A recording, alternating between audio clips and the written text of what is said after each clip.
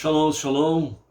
Hoje nós estamos no dia 23 de novembro do ano 2021. E pelo nosso calendário judaico, hoje nós estamos no dia 19 de Kislev do ano 5782. Estamos aqui em uma lição a cada dia com o nosso Rabino Rav Sichai sobre Shemirat Halashon, guardar a língua.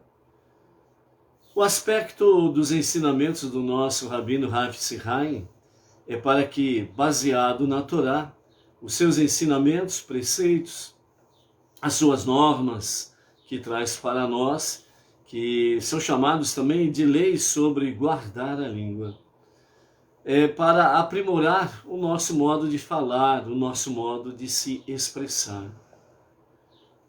Isso nós aprendemos realmente no nosso dia a dia, essa realidade. Quando nós ouvimos alguém falar coisas bonitas, num bom palavreado, né? Uma palavra bonita, uma palavra edificante, e as palavras usadas não são palavras chulas, palavras de baixo calibre, vamos assim dizer, né? Mas são palavras assim mais clássicas, né? E então nós admiramos as pessoas que assim falam, se expressam.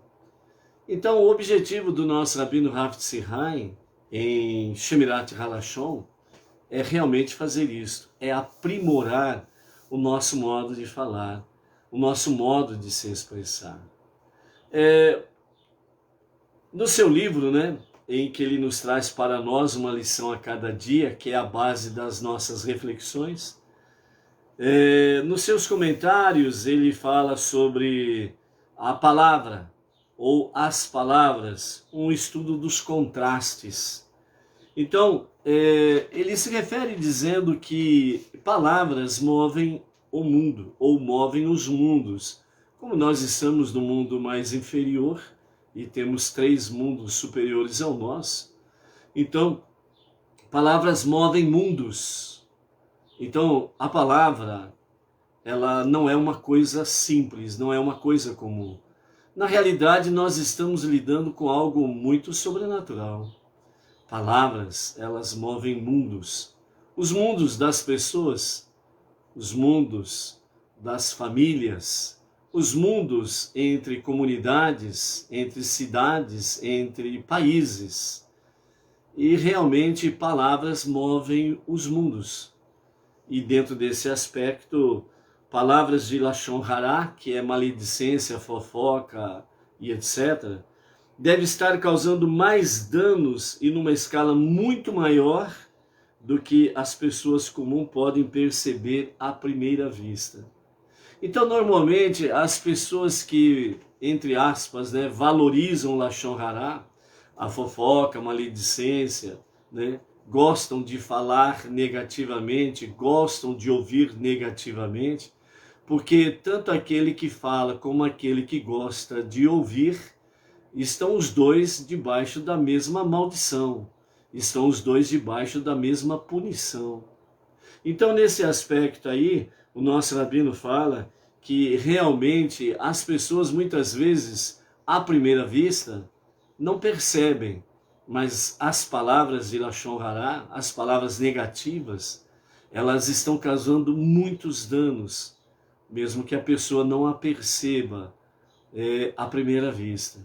Então, normalmente, a pessoa que fala, que gosta de falar, e a pessoa que gosta de ouvir, normalmente diz assim: não estou arrancando pedaço de ninguém, não estou fazendo mal de ninguém, afinal de contas estou falando apenas verdades.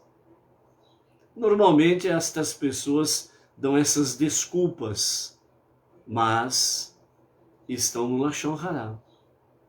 Então o nosso Rabino Rav Sichai, durante os estudos que estamos tendo diariamente, nos fala quando podemos falar de forma negativa sobre alguém.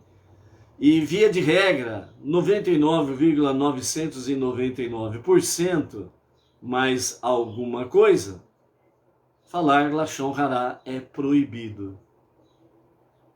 Guardar silêncio ainda é o melhor remédio.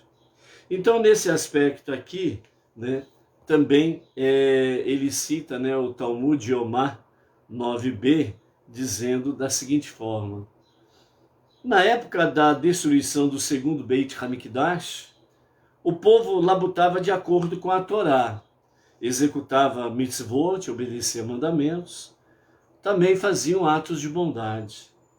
Apesar disso, o Beit Hamikdash foi destruído por causa do ódio sem fundamento. Nesse aspecto, simplesmente os nossos sábios comentam: Lashon Hará, maledicência, fofoca, animosidade, colocar uma pessoa contra a outra. Lashon Hará foi o que destruiu o Beit Hamikdash e o mantém em ruínas até os dias atuais. Então, palavras movem mundos.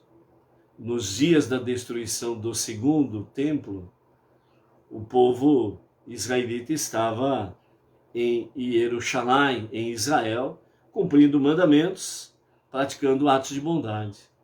Mas a grande ruptura em suas muralhas, não somente dentro do aspecto físico, mas também as grandes rupturas nas muralhas espirituais, elas começaram com Lashon Hará. Não estou fazendo nada demais, não estou matando ninguém, não estou roubando ninguém, não estou praticando adultério, não estou praticando libertinagens, eu estou obedecendo mandamentos, estou fazendo atos de bondade, de tzedakah. Mas o Lashon Hará foi a grande ruptura nas muralhas físicas e espirituais do povo israelita na destruição do segundo templo. Exemplo para as nações, exemplo para os povos. E de acordo com isso, é o que nós realmente vamos ver de forma mais profunda um pouco dentro da lição de hoje, onde o nosso rabino diz: não te envolva. E dentro desse aspecto aí, né, o que nós somos exortados é exatamente a não estarmos alinhados com os agitadores de multidões.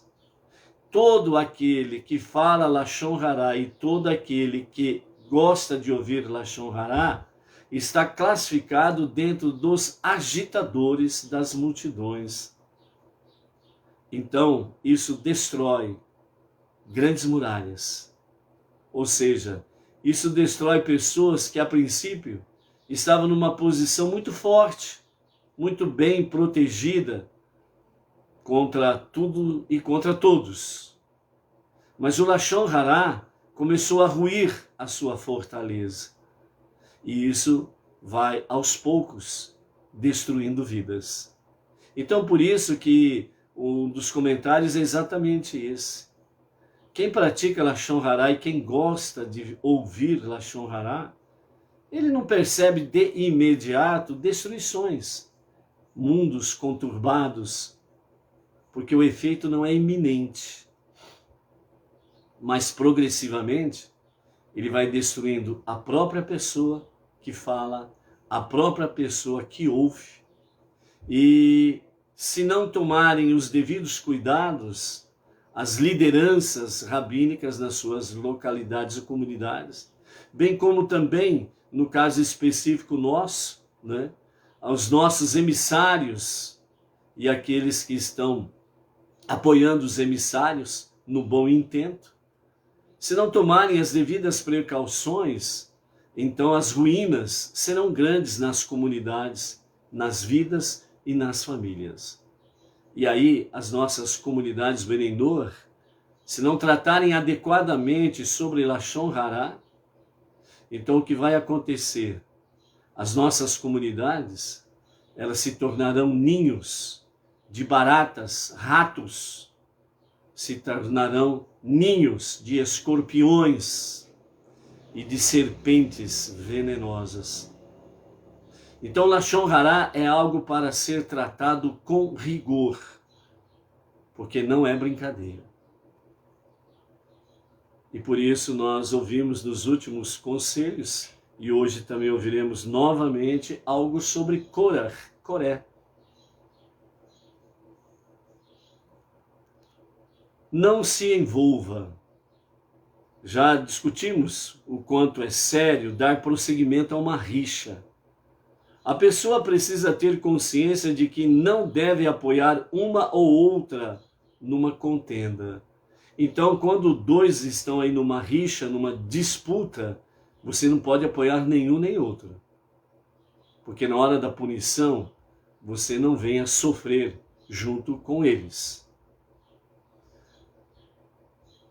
A pessoa precisa ter consciência de que não deve apoiar uma ou outra numa contenda, para que não precise sofrer com as partes quando chegar a hora da punição. Como disse a Mishnah, no conselho de hoje do nosso Rebbe, do nosso Rav Tzihai sobre Shemirat Halashon, ele vai citar aqui sobre a Mishnah, o Midrash, o Talmud, a Torá escrita, a Torá oral, justamente para mostrar-nos a dura realidade do que é o Lashon Hará. Então, diz o Midrash, aliás, primeiro a Mishnah Makot 1, verso 7, ou parágrafo 7, as escrituras punem um cúmplice dos transgressores junto do mesmo modo que os próprios transgressores. Simplesmente. O Midrash Bamidbar Rabá 18:3 diz: preste atenção à intensidade da discussão, pois quando alguém é cúmplice numa rixa, numa disputa, o santo, bendito seja ele, ocasiona o seu fim, como está escrito, com referência àqueles que se puseram ao lado de Korah, como está escrito em Bamidbar, Números, capítulo 16, verso 35. Um fogo veio de Hashem e consumiu os 250 homens que estavam oferecendo incenso, que estavam alinhados com Korah. A punição foi na mesma intensidade da rixa deles contra Moshe. Ainda nos fala o Talmud, agora a vez do Talmud. O Talmud nos diz, disse o Rav, quem quer que sustente uma disputa viola um mandamento negativo, como está escrito em Bamidbar, Números, capítulo 17, verso 5, que ele não seja como Korah e sua assembleia. Ou seja, o Talmud mostra aqui que todo aquele que sustenta uma disputa, apoia uma rixa entre pessoas, ele está violando o mandamento negativo. O mandamento negativo é aquele, não faça. Então todo mandamento negativo é nesse aspecto. Não faça. Lashon Hará. Não apoie rixa, disputas. E assim sucessivamente. Assim, o Rav Assi disse no Sanhedrin 110a, tal pessoa merece ser afligida com Tsarat. Ou seja, segundo o Rav Assi, ele fala, quem gosta de fazer Lashon Hará e quem gosta de ouvir, ele merece ser afligido, essa pessoa merece ser afligida por Tsarat, que é exatamente aquela doença que não tem diagnóstico clínico, técnico, científico dos médicos. Porque o Tsarat, ele é uma doença espiritual. E quando os dois templos ainda estavam em pé, os sacerdotes, os Kohanim, o Kohen Gadol, o sumo sacerdote, eram eles que